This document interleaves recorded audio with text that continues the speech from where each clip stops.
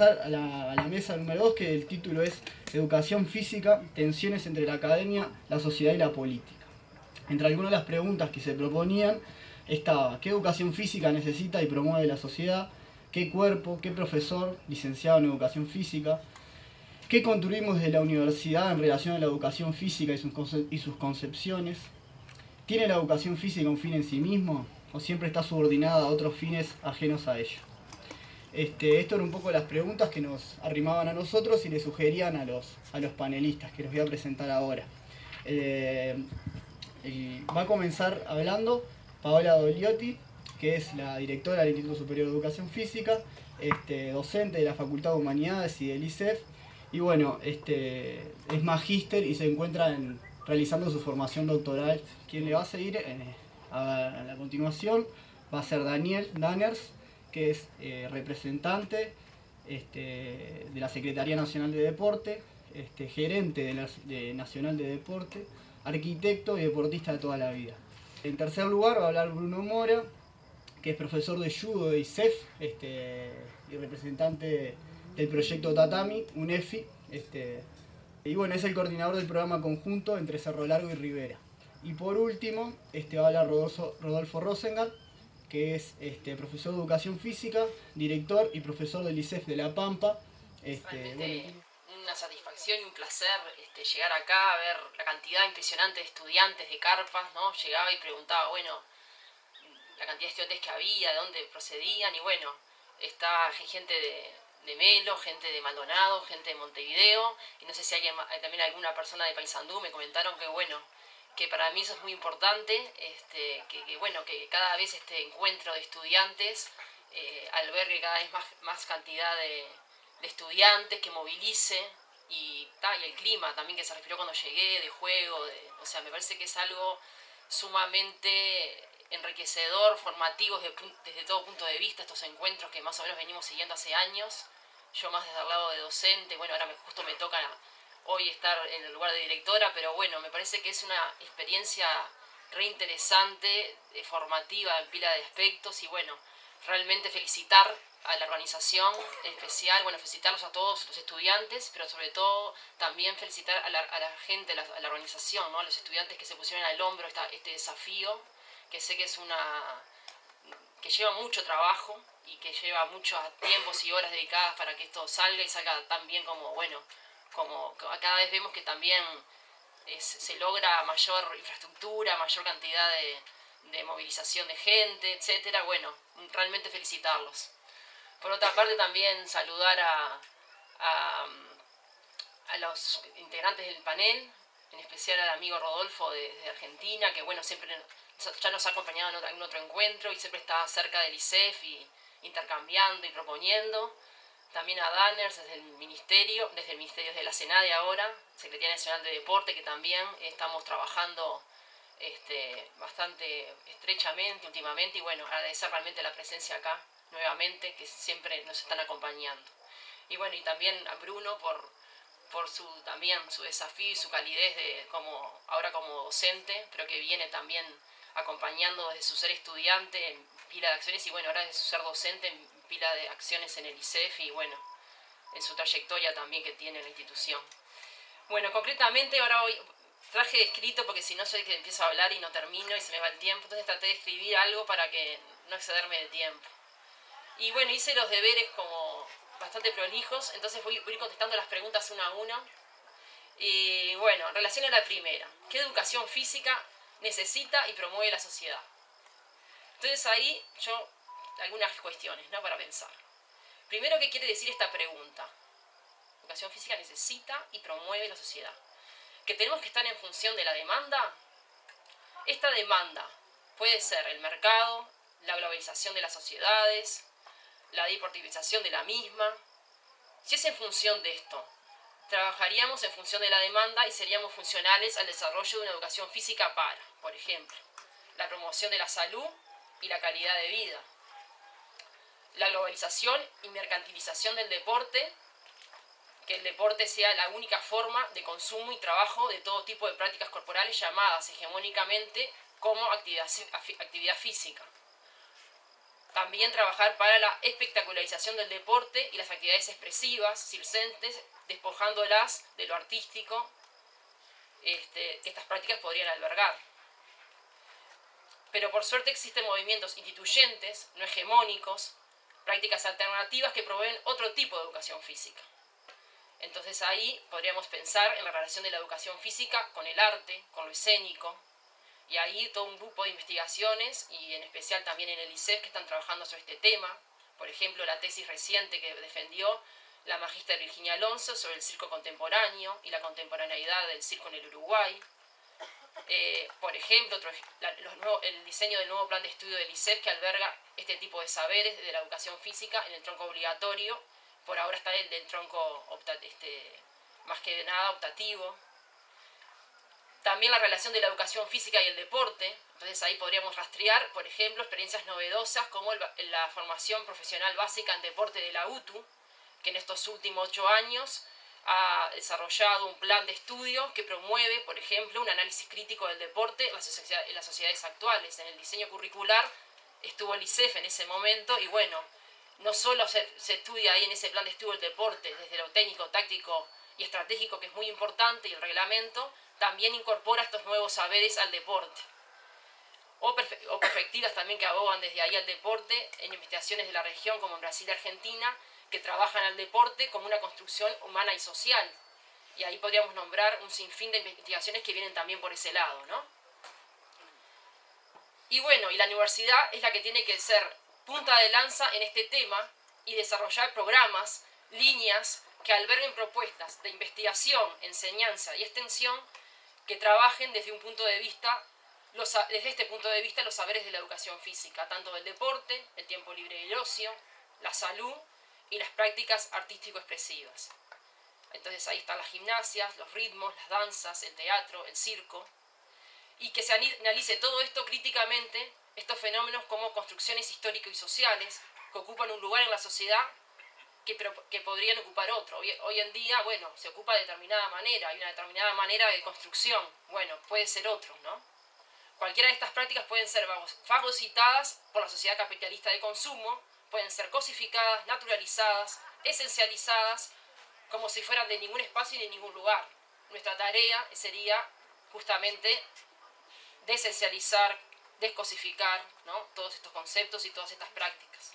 Sería muy interesante promover proyectos que sistematicen y rescaten este tipo de prácticas de educación física en los diversos ámbitos profesionales del campo, educación formal y no formal, en el sistema de salud, por ejemplo, equipos multidisciplinarios en policlínicas barriales, donde se atiende en el primer nivel de atención en salud, en la prevención, que acá tenemos a Rubén, que un poco ha desarrollado o está desarrollando desde ahí experiencias de educación física y salud. El Sistema Nacional Integrado de Cuidados, el sistema deportivo, y ahí podríamos nombrar, bueno, ¿por qué no rescatar o ir a trabajar al fútbol infantil desparramado en los barrios a lo largo y ancho de todo el país? Que el ISEF no ha podido todavía dedicarse a esto y yo creo que tenemos un papel fundamental en ese lugar. Las grandes áreas de la cultura, el ocio y el tiempo libre dispersas en la sociedad, y por ejemplo ahí podemos ver los proyectos MEC, los proyectos barriales de la División Cultura de las Intendencias de todos los departamentos del país, las grandes áreas del desarrollo artístico que también tiene el país y que tendríamos que tratar que la universidad incida. Segunda pregunta, ¿qué cuerpo? Y ahí, si pensamos en qué cuerpo promueve la sociedad, o sea, qué cuerpo, y la pregunta unida a esta era, necesita y promueve la sociedad, ¿no?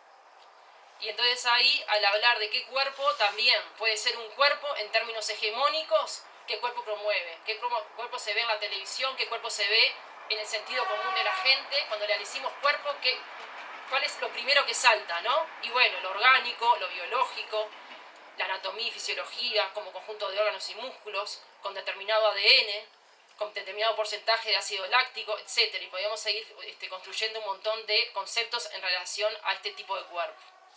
Con una estética determinada también en la sociedad, ¿no? Un cuerpo bello, determinada estética y manera, con determinadas medidas. Un cuerpo que se generiza masculina y femeninamente, ¿no?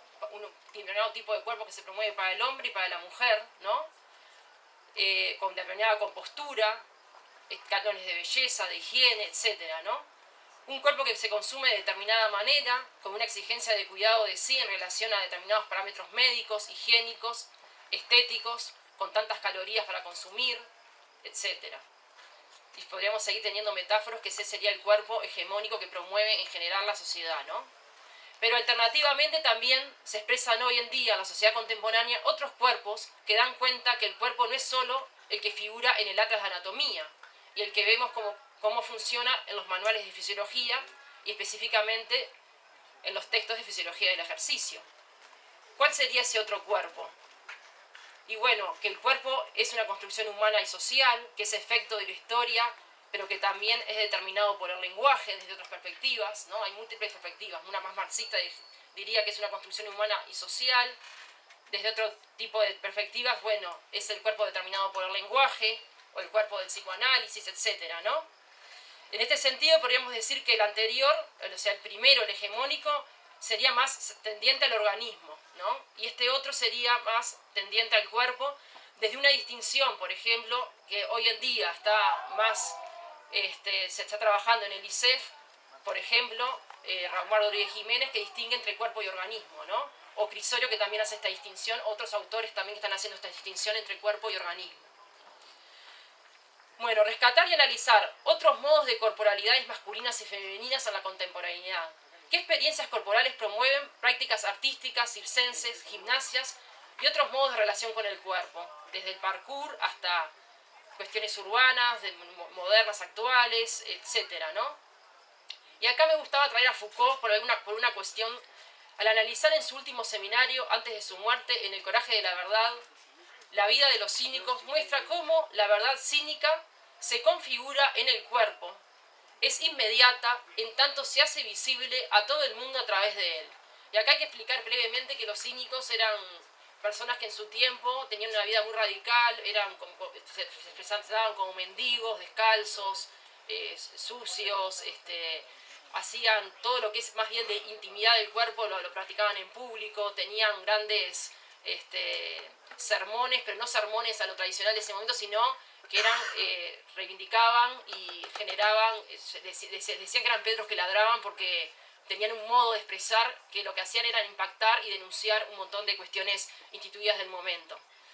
Y bueno, ahí en ese contexto es que Foucault los estudia en este texto y dice, ¿no?, que en los cínicos el cuerpo se convierte en una estatua visible de la verdad, ¿no? Aquí está la diferencia radical entre el modo de existencia, dice Foucault, el de la filosofía del conocimiento del alma, en donde el cuerpo ocupa un lugar subsidiario del alma, y en los cínicos se convirtieron esto en la metafísica, o sea, pasaron, ¿no? Convirtieron la metafísica del alma en una metafísica del mundo a través del cuerpo, ¿no? El cuerpo mismo del cínico denunciaba, ¿no? La vida como alteridad corporal cínica conduce no al otro mundo, ¿no?, sino a un mundo otro, a la transformación del mundo. A través de toda la obra de Foucault se puede ver que el cuerpo, esto ya saliendo de los cínicos, sino haciendo una perspectiva más de la manera de entender el cuerpo de Foucault, ¿no?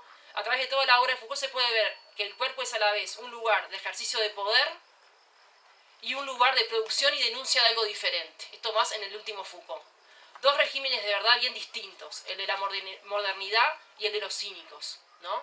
Quizás ambas lecturas sean necesarias para entender las relaciones entre sujeto y verdad. La singularidad de la soberanía cínica está en esa militancia en medio abierto y ya no en un medio cerrado, ejercida hacia toda la humanidad, militancia que pretende a partir de esa vida radical y de denuncia cambiar el mundo.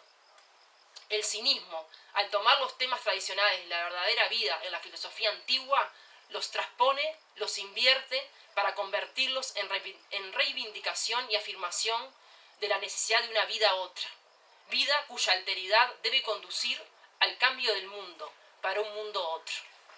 El cinismo constituyó un germen, una matriz de una experiencia ética característica del mundo cristiano y moderno occidental. Otro salto, ahí cerré un poco cuerpo, otro salto. ¿Qué profesor licenciado en educación física?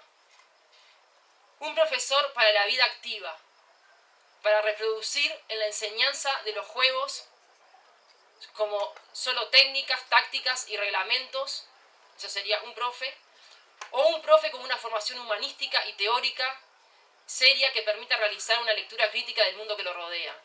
que permita un ser creativo en su enseñanza y enseñe las diversas prácticas corporales vinculadas a la salud, al tiempo libre, al deporte, al expresivo, ¿no? Y esto tampoco ponerlo tanto como blanco y negro, porque también se tiene que saber, o sea, no es acá ni desmerecer un cuerpo orgánico, ni biológico, eso es necesario, ni decir que no tenemos que saber de ese cuerpo orgánico y biológico, tenemos que saber de las técnicas, las tácticas, pero tenemos que saber mucho más que eso, ¿no? Eso es un poco el sentido por donde voy, ¿no? Entonces un profesor, ¿no?, que pueda ser creativo, que pueda mirar todas estas prácticas desde un punto de vista histórico y social, de construirlas, saber mucho sobre eso, ¿no? Estos contenidos tienen una historia, sus transformaciones son de un modo y podrían ser de otro. ¿Qué relaciones de poder existen detrás del deporte de alta competencia? ¿Cuáles son los principales grupos que financian el deporte? ¿Qué mecanismos se establecen entre el deporte y los medios de comunicación? ¿Cómo el profesor de educación física puede enseñar a nivel experiencial este tipo de contenidos y a su vez trabajar en forma interdisciplinaria con la maestra, con los profes de historia, de ciencias sociales, etcétera, para abordar estos contenidos en el sistema educativo? Este es el tipo de formación de un intelectual actual a su época, como decía Gramsci, ¿no? Él era muy enfático en eso, en un profesor intelectual actual a su época, que debería formar, y para ser un intelectual actual a su época reivindicaba la importancia de la transmisión cultural, de los saberes de la cultura. Y la educación física debería bregar por un profesor convencido que lo que él enseña no hay otro modo que lo pueda enseñar, y que en su clase lo central no son los valores de solidaridad o integración, sino que estos son una consecuencia de una transmisión cultural. Sí son importantes los valores, pero como consecuencia, pero no pueden ser eso el primer lugar. ¿Qué se debe enseñar a través de la vivencia y la experimentación corporal de determinados modos de relacionarse con el cuerpo, que somos el único que lo puede y debe hacer? Esa es la pregunta que se tiene que hacer el docente. Entonces, no da lo mismo enseñar determinados contenidos que otros. Se debe fundamentar en cada selección curricular que el docente realiza el porqué de la enseñanza y selección de determinados saberes en el campo de la educación física. Para esto reivindico un profesor de educación física que sepa lo que enseña y que esté convencido que su tarea es muy importante y tan importante como cualquier otra asignatura del currículum. Es fundamental para esto el deseo. No el deseo como querer desde un punto de vista volitivo, sino ese deseo inconsciente que hay detrás de cualquier relación entre sujeto y saber. Y eso no es controlable ni medible, pero está detrás de cada acto de enseñanza, y es el modo más genuino de generar una relación con el saber y que algo del orden del aprendizaje acontezca. Tercer escalón. ¿Qué construimos desde la universidad en relación a la educación física y sus concepciones? Y bueno, desde la universidad tenemos la enorme obligación de generar profesionales y académicos. Las dos cosas en forma imbrincada. Y no desearía que algunos se dedicaran solo a la investigación y otros solo a ser buenos profesionales. Esto sería un mal no necesario y llevaría a un divorcio entre la producción de conocimiento en el campo y el desarrollo del ejercicio profesional. Entonces, deberíamos que esos profesionales y académicos, como lo dice el artículo 2 de la Ley Orgánica, sean capaces de, y acá cito la Ley Orgánica, el artículo 2 de la Universidad de la República, acrecentar, difundir y defender la cultura, impulsar y proteger la investigación científica y las actividades artísticas y contribuir al estudio de los problemas de interés general y propender a su comprensión pública. Defender los valores morales y los principios de justicia, libertad, bienestar social, los derechos de la persona humana y la forma democrático-republicana de gobierno. Es una parte del artículo 2, no es todo, señalé esta parte porque me parece que es un texto que lo leí, sí, pero tiene mucho, es muy denso y no es una tarea sencilla que le toca realizar a la universidad desde este punto de vista. Y para esto el ISEF necesita desarrollar, para poder cumplir con estos cometidos, en forma sinérgica, investigación, extensión y enseñanza de calidad. Debemos tener al interior del ISEF los mejores investigadores, pero también los mejores profesionales. Y esto no es una tarea sencilla de lograr.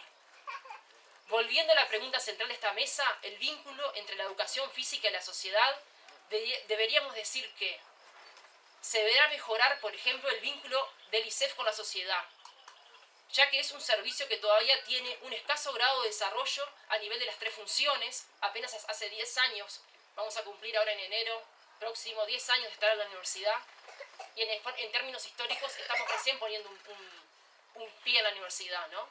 Por eso este énfasis, ¿no? Estamos todavía en un escaso desarrollo de las 3 funciones. También el número de estudiantes y docentes son un servicio muy chico, de los más chicos. Y en términos de impacto sobre la realidad social, en la articulación de las 3 funciones también. Nos queda muchísimo para poder empezar a impactar de otro modo en la sociedad. Para ello será necesario el cambio en las modalidades de estructuración, por ejemplo, de las prácticas profesionales. Eso no es menor, poderlo pensar entre todos. Pasar de un modo de práctica endogámico, donde el ISEF es quien aporta a los docentes, tutores en las escuelas, donde se desarrolla la práctica, ¿no? Y centrada en un barrio especial, en Pocitos, ¿no? Ahora vamos a tener una segunda sede en Malvin Norte, en otro contexto, con otra realidad social. Creo que eso nos va a hacer crecer como institución, volcada hacia la sociedad. Y bueno, y en este entramado, bueno, pasar de esa práctica docente, ¿no? Con una modalidad donde ahí no hay profesor de la escuela, es el profesor del ISEF que va un rato con el estudiante a hacer la práctica y se vuelve a la universidad porque es un lugar de trabajo del docente es de la universidad, ¿no? Entonces pasar de un modelo de ese modo endogámico, ¿no? Y poder abarcar todas las prácticas, ¿no? La preescolar, la primaria, la secundaria y la secundaria profesional, que sería la UTU, ¿no? Y que esos profesores que están todo el día en la escuela y son de la escuela, de la UTU, del liceo, sean los que reciben a los estudiantes y le muestran su trabajo cotidiano y la realidad en cualquier contexto y con variedad de contextos. Y que los estudiantes vayan a distintos contextos y sean el ISEF donde se juntan a compartir esas experiencias diversas en la teoría que se da desde el ISEF, ¿no? En la parte del curso, la parte más se refiere al curso teórico. Y bueno, en ese entramado, yo considero, y no sé, lo veo como muy claro, que esto permitirá tener otro diálogo e impacto sobre el campo profesional.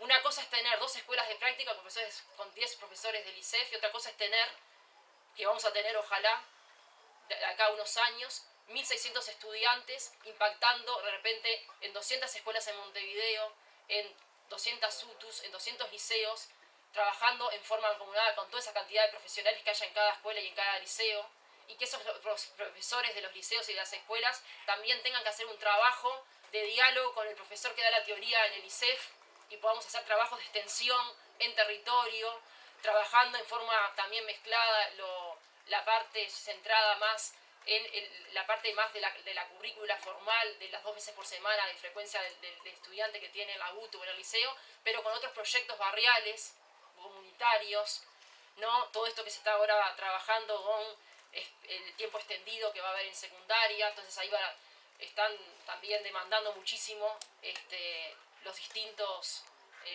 gestores de estos organismos pidiendo que el ISEF les dé una mano en esto, y eso también vamos a tener otro impacto en ese sentido. Por otra parte, será necesario establecer convenios perdurables con diferentes organismos estatales que impacten en el diálogo entre lo profesional y lo académico y la resolución de problemas del campo. Entre posibles convenios de investigación, extensión y enseñanza queremos destacar que ya han llegado a golpear puertas al ISEF, y como todavía somos pocos, hay cosas que todavía no las podemos hacer como las quisiéramos hacer, ¿no? Y entonces acá han golpeado puertas y quieren trabajar con nosotros de forma mancomunada la Secretaría Nacional de Deporte, las federaciones deportivas, las intendencias, los ministerios, en especial el MIDES, la Junta Nacional de Drogas, la División de Educación del Ministerio de Educación y Cultura. Todas estas tenemos puertas concretas que están pidiendo pasantías de los estudiantes y están pidiendo también convenios para hacer investigación, enseñanza y extensión. Y tenemos que ver qué priorizamos, porque todos juntos no lo podemos hacer. Y bueno, creo que esto es un gran desafío y va a generar otro tipo de vínculo del ISEF con la sociedad. Y para cerrar simplemente una frase, ¿no? La universidad debe poner a los estudiantes bajo el funcionamiento de la dinámica del saber, propia de su función mayor, la producción de conocimiento, inherente al funcionamiento de la ciencia, y desde allí articular la extensión y la investigación y la enseñanza. Pero también la enseñanza y la extensión como efecto de las dinámicas de investigación y producción de conocimiento, y la investigación tensionada por las demandas del medio y por la resolución de problemas del campo profesional. Y quiero ser enfática en esto porque me parece que esto tenemos que bregar por una educación física de este modo, porque sin el diálogo con el campo profesional y los problemas sociales es imposible que la ciencia avance. Muchas gracias.